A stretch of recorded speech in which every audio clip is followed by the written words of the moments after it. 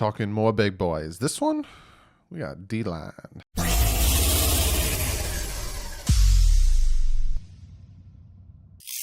What is up, Fin fans and football fans? Like I say, normally with these prospect videos, I don't know why I clapped my hands so hard.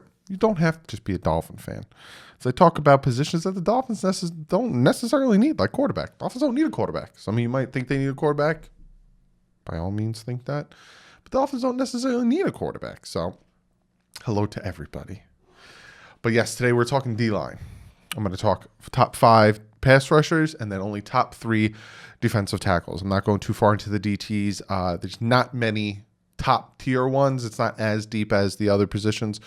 So I threw it in with the edge rushers. But before we jump into all that good stuff, I got to shout out my guys at patchvibes.com. You guys already know. I talk about them at the beginning of every video. They have fantastic stuff. We're going to try to do another giveaway for you guys. If you guys remember last time we did a giveaway for the Grand Theft Auto themed t-shirt. We'll decide what we're doing and how we're doing it. Might do it for the draft. So I think that'd be a pretty cool. Also, check out Miami Sports Music. Fantastic website and YouTube channel. Me and TD are part of it, and a ton of other podcasters, if you could see from the pop-up. They're also doing something for the draft. I'm going to like simulcast with them.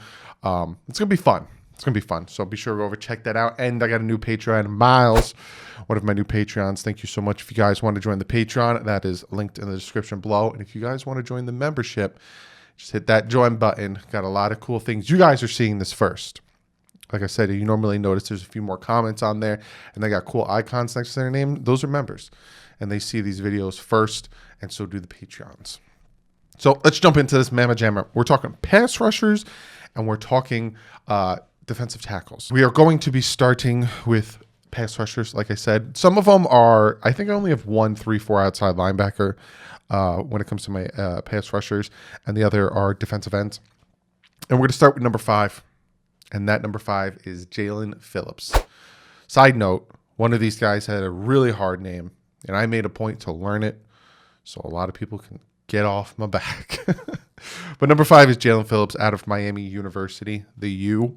6'5", 260 pounds, ran a 4.56 40, 21 reps of the bench press, and he has 3 1/4 inches arm length, which is good.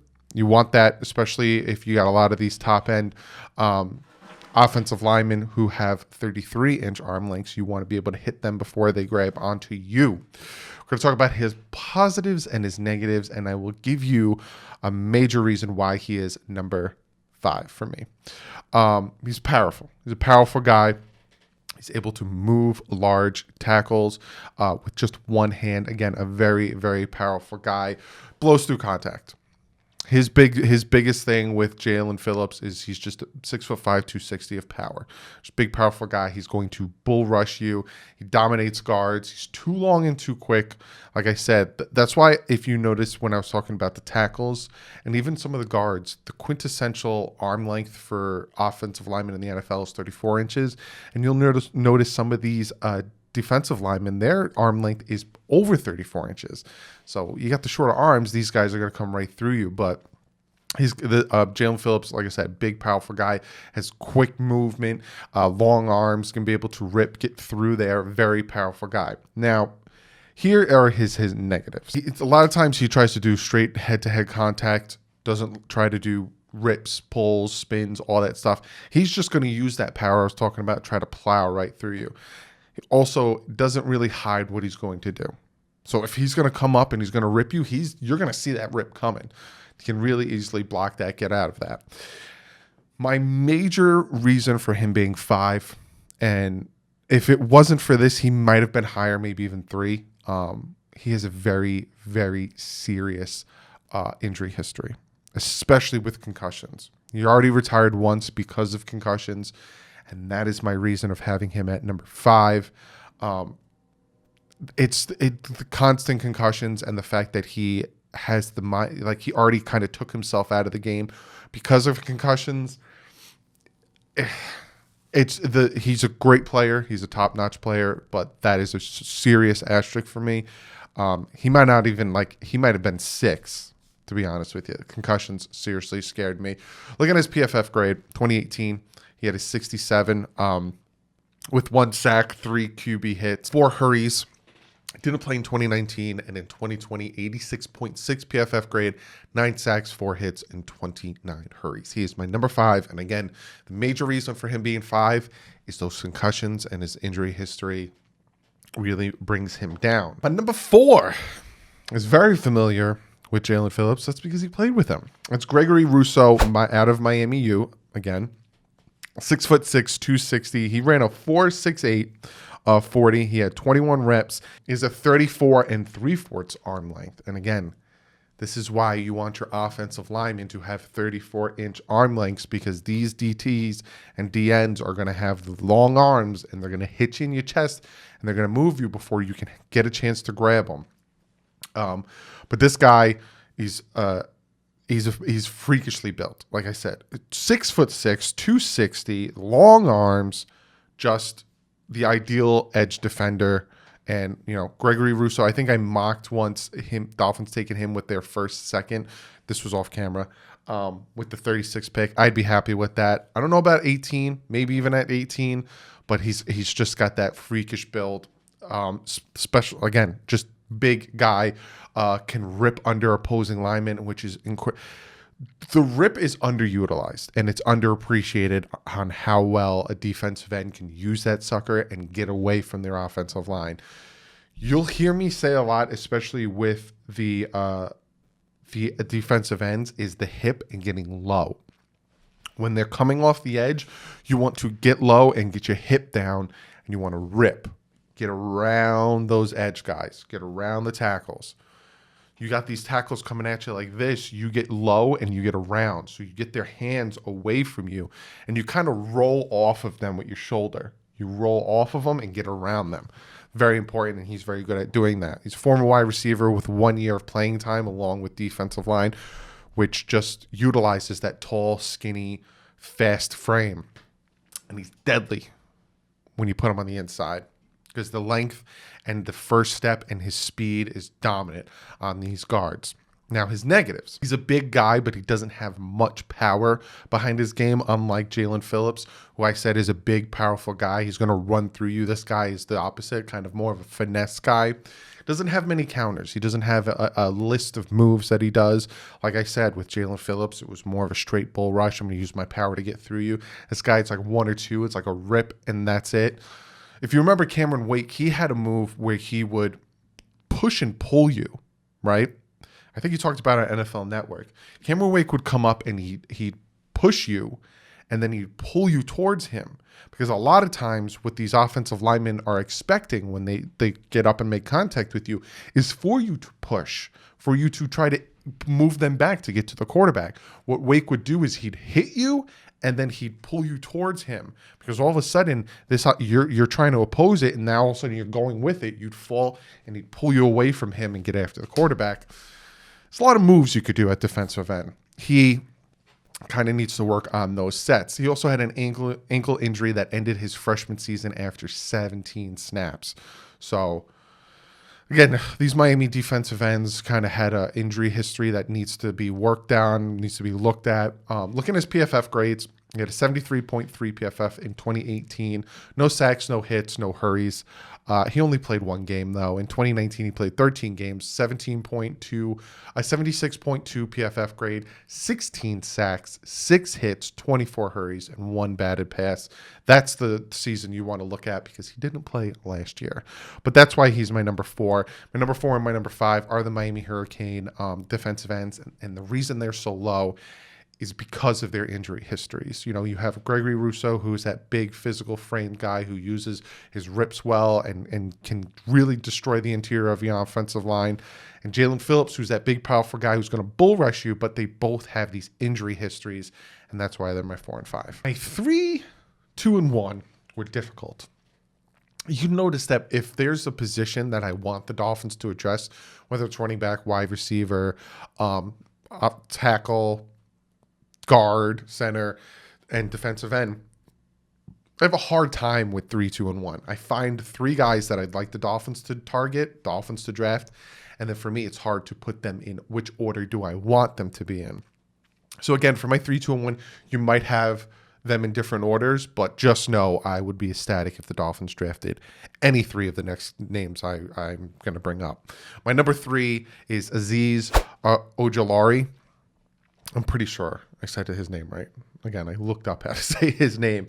He is out of Georgia. He's a 3-4 outside linebacker, whereas Jalen Phillips and Gregory ROUSSEAU are defensive ends. He's a 3-4 outside linebacker.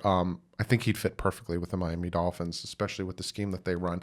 He's out of Georgia, like I said, 6'3", 240 pounds, ran a 4.62 his first time, a 4.66 his second time.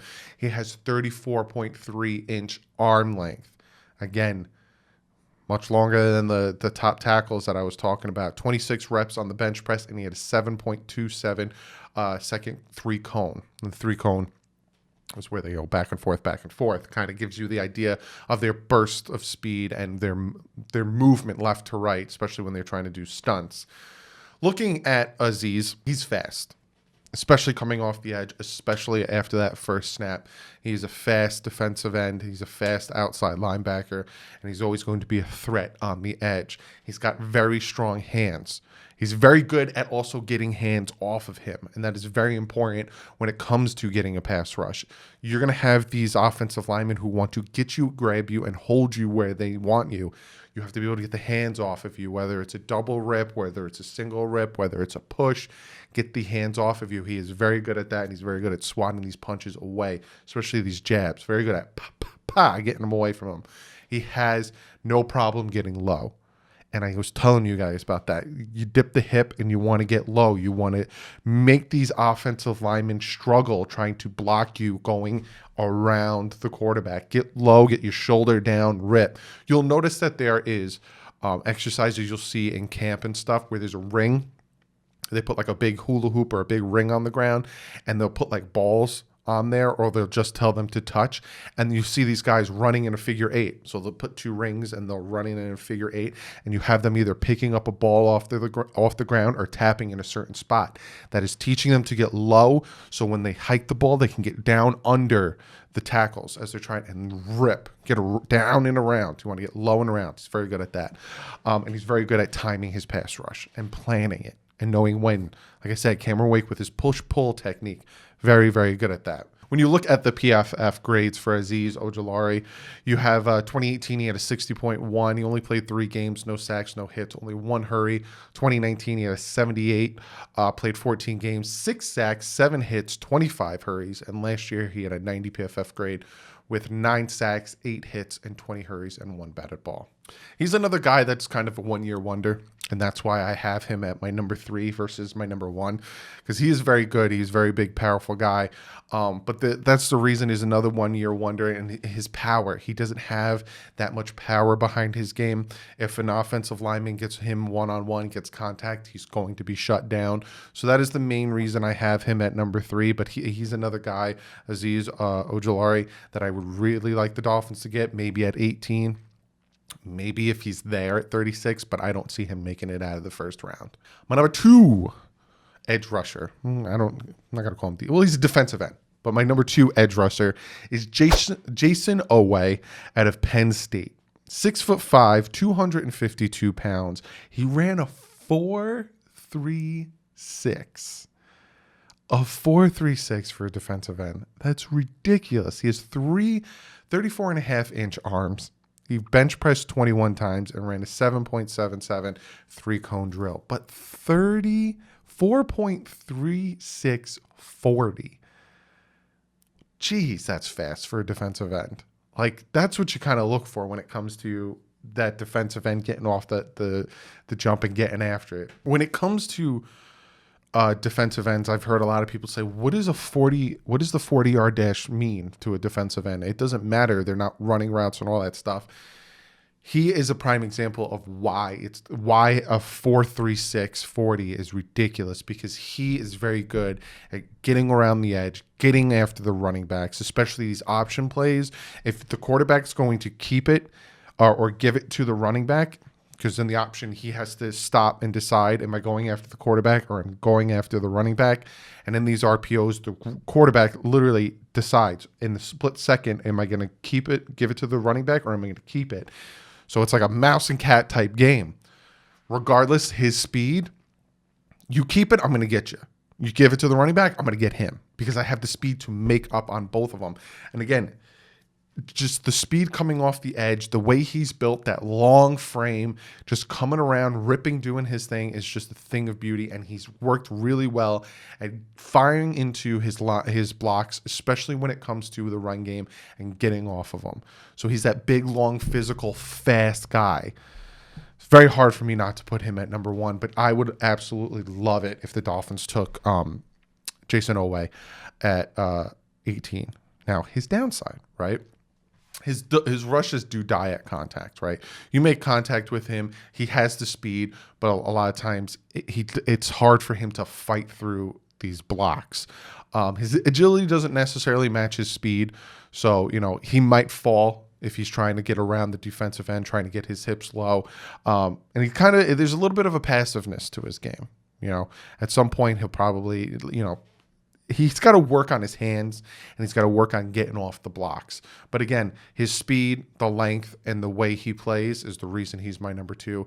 Reason he's my number 2 also is because of the lack of, physicality and the lack of fire in that pass rush. Looking at his PFF grades in 2018, he has a 67.8 PFF grade, only played 4 games, but had 2 sacks and 1 hurried. 2019, he played 13 games. He had 5 sacks, 3 hits, 23 hurries. And last year, 85.3 PFF with 0 sacks, 5 hits, and 15 hurries. And my number 1 is out of Michigan, and that is KWITY PAYE. Out of Michigan, defensive end, 6'4", 272 pounds, ran a 4.5 440, 36 bench, which is the most out of all of the DNs that I have on here. He didn't run the 3-cone drill though, but his no, he did, and he ran a 6.5, a sub 6.5 3-cone drill, which is just ridiculous, absolutely ridiculous. But looking at KWITY PAYE, right, 6'4", 272. He's thick. He's got the thick legs. He's got the strong arm, strong core. He's got that ability to sink low, like I was telling you guys, avoid the contact. He always wins at his bull rush. And if you notice with him, every year he played, he got better, which shows that he can work with his craft. He can get his pass rush and all these different things better, and just gets better every year he plays. Now for the negatives, he's another guy kind of like a JAELAN PHILLIPS, who his pass rush is more, I'm going through you. I'm going to get through you and get after the quarterback, versus trying to get some versatility in there, whether it's a spin move, whether it's a rip, a pull, anything like that. He's more of an outside guy, so you won't really see him do a stunt to the inside. Maybe he can work on that. Maybe he can get better, but he's more of the outside guy. He had 59.8 pass rush grade last 2 years when he tried to go on the inside. And he doesn't have many counters or combos. Like I said, he's more of a straight pass guy. Looking at his PFF grades in 2018, he had a 71.1, played 13 games, had 2 sacks, 3 hits, 13 hurries. 2019, 80.9 PFF grade, played 12 games, 5 sacks, 8 hits, 24 hurries. And last year, 86.3 PFF grade, only played 4 games, but he had 2 sacks, 4 hits, and 16 hurries. But those are my defensive end / pass rushers / outside linebackers, whatever you want to call them. Now we're going to get to the defensive tackles. Like I said, I only have 3 defensive tackles. So let's jump into them. Now, talking about the DTs, NTs, big middle guys, we're starting with number 3. Again, only got 3 on here, and that is ALIM McNeill, North Carolina State Wolfpack. He is 6'2", 320 pounds, ran a 4.9 440, 9 3/8 inch hands. He has 32 5/8 inch arms. Ran a 7.7 3-cone drill with 27 reps. He is a big man, and he's quick for as big as he is. 320 pounds, 4.94. He's quick. He's got a very good get off, and he creates problems with that. He's going to push that interior offensive lineman, that center, push him back. Doesn't need much technique, like I said. big physical guy is going to push you back. He held up a lot of double teams. And that's what you want from these DTs. A lot of people think of DTs, they think of, you know, Ndamukong Suh, multiple sacks. They think of like Geno Atkins. They think of all these guys. Why aren't the DTs getting sacks? Why, you know, Christian Wilkins sucks because he gets no sacks. That's not what the defensive tackle's there for. That's what the edge guy's there for. The defensive tackles are there to take on double teams and to get into the backfield and get these tackles for losses. That's what McNeill is really good at, is taking up these double teams, and especially he's a complete run defender. You want that with your middle guys. You want them to stop the run. He's not great though in the pass rush, but very good at the run defense. He's exclusively an O technique type of defender. Then we look at his negatives. Like I was talking about, he's not much of a pass guy, so he doesn't have the big arsenal of pass rush moves. He's more of, I'm going to get after you, I'm going to just run through you and try to get to you. He tends to be a little too high when he goes after the quarterback and when he gets into the backfield, and that is a lot of times going to hurt you because you can be put on your butt if you get in too high. There's a big difference between him at the start of the game and at the end of the game, and that also probably has to do with him being a 320, big, very big guy. He gets tired. He gets very tired. But he's my number 3. He's a big, good defensive tackle. I don't see the Dolphins grabbing any defensive tackles, bringing Jenkins back and having Raekwon Davis, Christian Wilkins. I don't see them bringing in any DTs. But looking at his PFF grades in 2018, he has 71.8 with 3 sacks, 2 hits, and 15 hurries, 3 batted balls. 2019, a 79.4 PFF grade, 7 sacks, 1 hits, 10 hurries, and 1 batted ball. And last year, he had a 90.7 PFF grade with 0 sacks, 1 hit, 11 hurries, and 1 batted ball. My number 2 big guy in the middle, defensive tackle, NT, whatever you want to call it. You ready for this? Because I get so much ENT. I get so much crap. Micah Parsons, I said his name wrong. I get so much crap. Levi ONWUZURIKE. Yeah, I said this name right. ONWUZURIKE. I saw it at first and I was like, I'm going to butcher this name and I'm going to hear it. But no, I got it. ONWUZURIKE. Yes, Levi ONWUZURIKE, Washington Huskies. He is 6'3", 293 pounds. Ran a 4.85 40. He has 10 1/8 inch hands, 33-inch arms, and he had 29 reps on the bench press. He is an explosive defensive tackle. He can fly off that line, and he's going to be a problem in the middle. He's very good at getting his hands up, making impact, firing in unison, really getting after the interior offensive line. He's very lean. He's not much fat on his body. So again, think of like a Geno Atkins type. Think of those skinnier, leaner, powerful defensive tackles, probably in a 4-3 set, not as much in a 3-4 set. Again, he often played out of position at nose tackle, but he still graded well. Again, think of ONWUZURIKE as more of a 4-3 defensive end, but he could play in 3-4. And kind of his negatives here, right?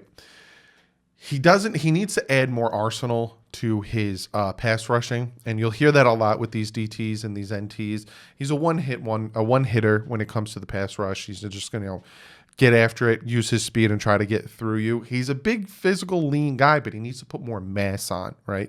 Get a little bit bigger. Rocking a 293, needs to get a little bit bigger. And his production, once he went to full-time, kind of stalled out in 2019, and then he opted out in 2020. So we don't really know.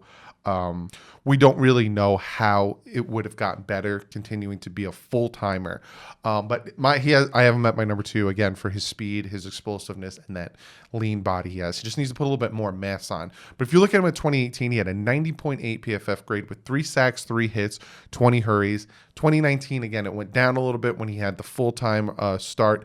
82.5 PFF grade with 4 sacks, 5 hits, and 22 hurries. And again, opted out in 2020. And then we have my number 1 defensive tackle in this draft, and that is Christian Barmore out of Alabama. Big guy, 6'5", 310 pounds, ran a 4.93 40. He has 10-inch hands and 34 5/8 inch arms. Big man, and he's flexible for how big of a man he is. And he's very good at pass rushing, using those long limbs and that power to get into the backfield, get after that quarterback. He uses his hands in a very good way. Again, when you want to confuse these offensive linemen, you want to get them off you, you got to use your long arms and your hands to get them off you, and he shined on the big stages. 12 pressures and 8 stops in the college football playoffs. Now, here's his negatives. A little inconsistent with his tape, right? 0 pressures versus Tennessee and Florida in 2020. He's not very good at eating up double teams, so I don't see him being a nose tackle in the NFL. And he only had 1 year as a starter. So, again, he's my number 1 defensive tackle. And if you notice with these defensive tackles, their negatives are kind of important, right? And that's why I'm saying, like, the defensive tackles and the interior guys aren't that deep and that great in this draft, and that's why I only gave you 3. But he's my number 1 for the fact that he has the speed, he has the size, and he plays big on the big stage. Looking at his PFF grades in 2019, he played 11 games, 87.8 with 3 sacks, 6 hits, and 17 hurries, 1 batted ball. And last year, he had a 90 PFF grade, 12 games played, 8 sacks, 4 hits, 27 hurries, and 4 batted balls. But those are my interior, that's my defensive line. Be sure to comment below. What are your top 5 defensive ends, pass rushers, outside linebackers, whatever you want to call it? And what are your top 3 defensive tackles?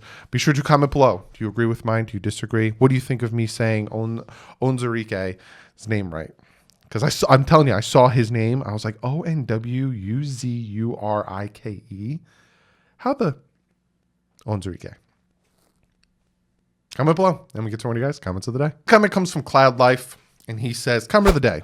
Doug, if the Dolphins trade back 3 spots, how would you feel about them drafting Patrick Surtain Jr. at 9? And I talked about this a little bit. Not necessarily that it's like like I'd hate it, but I wouldn't be happy. If they trade back to 9 with the Denver Broncos and get whatever picks they can get going back 3 spots, I don't know what the math is, but also you have to take into consideration that how many other teams wanting to move up to 6 and all this stuff. No, I would not take Patrick Surtain. And I will talk more about this on the 27th, next Tuesday, when I talk about what the Dolphins should do. We're going to do the final mock draft. I'm going to probably title it Preview, Miami Dolphins 2021 NFL Draft Preview. We're going to do a mock draft. I'm going to talk about what they should do. What they should do and what they should be focusing on. And for me, we focused a lot on defense last year. Need to focus a little bit more on offense, whether it's wide receiver, whether it's offensive lineman, Kyle Pitts.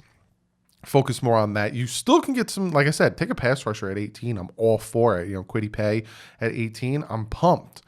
But at 6, or even say we do trade down to 9, say Smith is still there, say Waddle's there, taking one of those 2, say, you know, Penei Sewell's still there. I'm not going defense. Not with the first pick. Still need to address some offense. But thank you, Cloud Life, for the comment. And again, if you guys want to be part of comment of the day, just like Cloud Life did, put comment of the day in the beginning.